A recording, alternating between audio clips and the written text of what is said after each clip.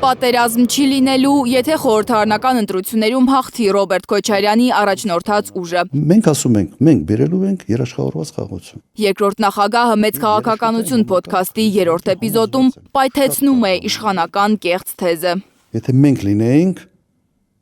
21 թվին մեկ հանդրվեինք, Ղարաբաղը հաստատ չէր դատարկել։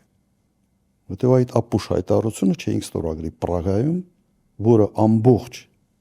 կոնֆիգուրացիան փոխեց։ 20 թվականի պատերազմը չպետք է լիներ։ 20 թվականի պատերազմը նույնիսկ եղած ժամանակ մենք չպետք է պարտվեինք։ Տարբերությունը այդպիսինը չէր, որը պետք է բերեր նման կարգի պարտության։ 21 թվականը եթե ԿՊ-ն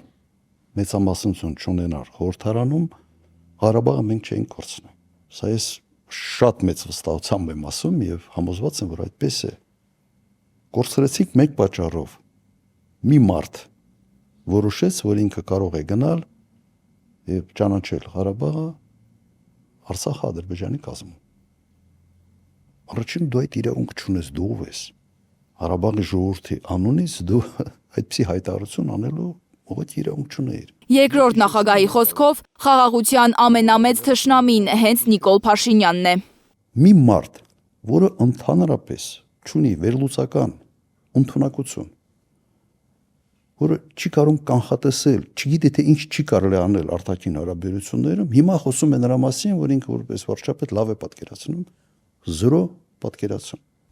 Դե այն ժամանակ ասում փորձեին, հիմա սովորել ենք մեծացել։ Մեր վրա սովորեց, հա, տրենաժոր սարքեց երկիրը 5000 զոհ, 5000 երիտասարդի գլուխ կերավ սովորելու համար, բան էլ չի սովորել։ Փաշինյանի բացատրությունը, թե ինքը պատերազմի վտանգի մասին է ահազանգում, հենվելով սեփական վերլուծության վրա, քննադատության չի դիմանում, կարծում է երկրորդ նախագահ Ռոբերտ Քոչարյանը։ Եթե Փաշինյանը վերլուծելու ունակություն ունենար, 44-օրյա պատերազմից մի քանի օր առաջ չէր սպառնա Ալիևին, թե իր ինֆորմացիաներով կպայթեցնի Ադրբեջանի ներքաղաքական կյանքը, ասում է նա։ Հիմա դու որ վարչապետ էիր, միջև պատերազմը սկսելը, ինչ էին ասում։ Ասում են ինչ պատերազմ, ինչ բան։ Դու այդ վերլուծության շնորհքը եթե ունես, ընդհանրապես, դու կգնայիր Արցախում կասեիր Արցախը Հայաստան է վերջ, իրենց ֆրակցիայի ղեկավարը մեկ շաբաթ մնացած միջև պատերազմը հայտարարել էր, որ պատերազմի որևէ վտանգ չկա, հիշում եք դա։ Ասում էր Թուրքիան չի ներգրավի պատերազմի մեջ։ Հա, չի ներգրավի, ոչ թե արդեն ներգրավված էր, արդեն բայրակտարները տեղադրված էին Ադրբեջանում, եւ ինքը 2 օր մնացած, թե 1 օր մնացած ասում էր ես կպայթեցնեմ Ադրբեջանը այնպիսի ինֆորմացիայով, որը ներսում եւ այլ ինչեր կստեղծի։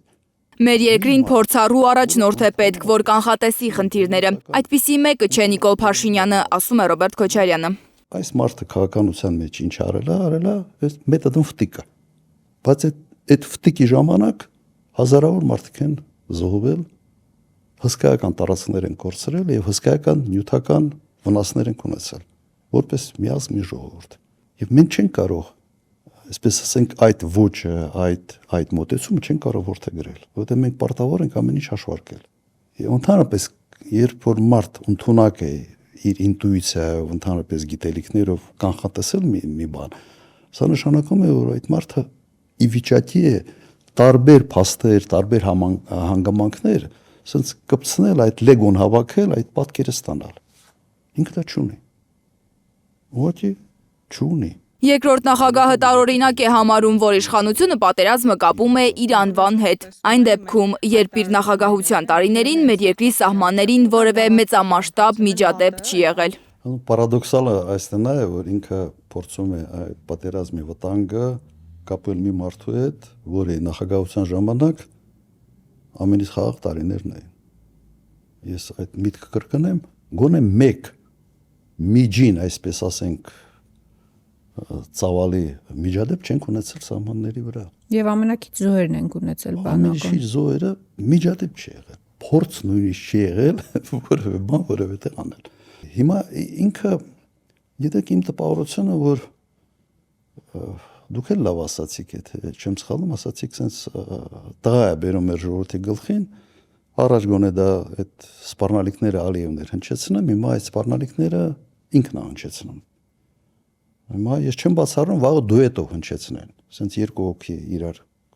իրար մոտ կաղնեն եւ ասենց տարբեր տոնայնության ձայներով սկսեն դա հնչեցնել։ Որևէ մեկը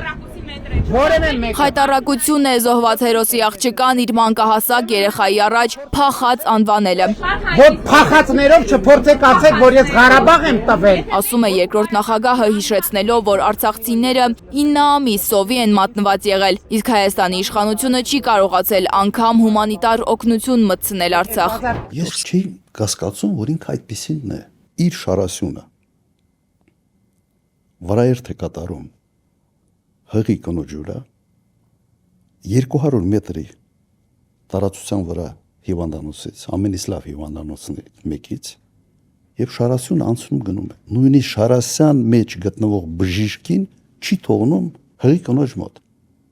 Սա է Նիկոլ Փաշինյան։ Հետո փորձելով այրա կրուծիտներով բանով ինչ որ բացատրություն տա բանման, բայց ինքը սա է։ Ռոբերտ Քոչարյանն ինքն է Արմինե Մոսյանի հորը, Մերուժան Մոսյանին հետմահու պարգևատրել։ Ես էի պարգևատրել։ Դուք եք պարգևատրել։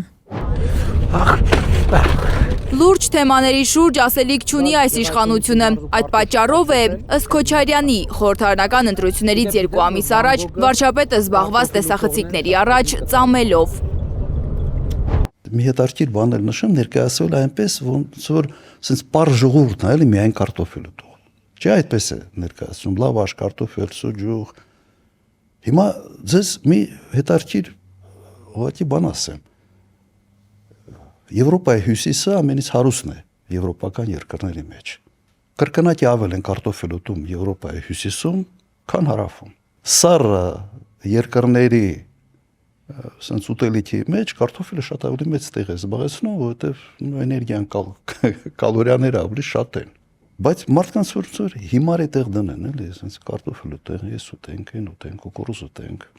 Կուկուրուզը Միացյալ Նահանգներում ամենից հարուստ երկրներից մեկում, ամենից ընդունված ուտելիքից մեկն է։ Երկրորդ նախագահը համոզված է, որ ժողովուրդը լուրջ իշխանություն է փնտրում, իսկ գործող իշխանությունը փորձում է մաքսիմալ անլրջացնել ամեն բան, որտեղ չլինի քաղաքական լուրջ դիսկուրսի համար։ Դու սեփական ժողովրդիդ հարգում ես, թե չես հարգում։ Դու ընտրությունները կրկես ես վերացում, թե լուրջ ես վերաբերվում։ Իրականում այն ինչ ես տեսնում եմ, նույնիսկ արդեն կրկեսի վերացել չի, արդեն կոպիտ ասած դուրդոմի վերացել, էլի գժանոցի։ Այ մոտարապես մենք այդ վիճակին ենք հասնում։ Եվ խոսքը նրա մասին չի, որ ինչ որ մեկը մի բան աղոթում կամ մյուսն աղոթում, խոսքը նրա մասին է, թե ում դու դիմում ես, իսկ դա արվում է ընտրողի համար, ժողովրդի համար։ Դու իրեն հարգում ես, թե ոչ։ Դու իրեն օպել քշող համբալի տեղ ես դնում, կամ դու իրեն դնում ես մարդու տեղով, չգիտե թե 10,000 դրամը ոնց ծախսի։ Տպավորություն է, որ Փաշինյանը պարզապես զբաղված է բլոգինգով, ընկել է դիտումների հետևից ու հաշվի չի առնում, թե ինչ իրավիճակ է օֆլայն կյանքում։ Նայեք, եթե որևէ քաղաքական գործիչ հայտնի դեմք Հայաստանում, կոպիտ ասած, էշի պես զռա եւ հավեսով զռա, կարծում եմ դիտումները միլիոնների խփելու։ Հիմա եթե դիտումներ հավաքելու գործիքը սա է եւ մարդ պատրաստ է նաեւ նման կերպ դիտումներ հավաքել, թող հավաքի։ Բայց ես իրենց հասկանում եմ։ Անկեղծ ասած, ես իրենց հասկանում եմ։ Ինչ պիտի ասեն։ Օրինակ լուրջ դիսկուրսի ժամանակ ոնց պիտի բացատրեն, թե Արցախի հանձնվեցին։ Լանա Համբարձումյան, Էլեն Յահինյան, Հայլուր։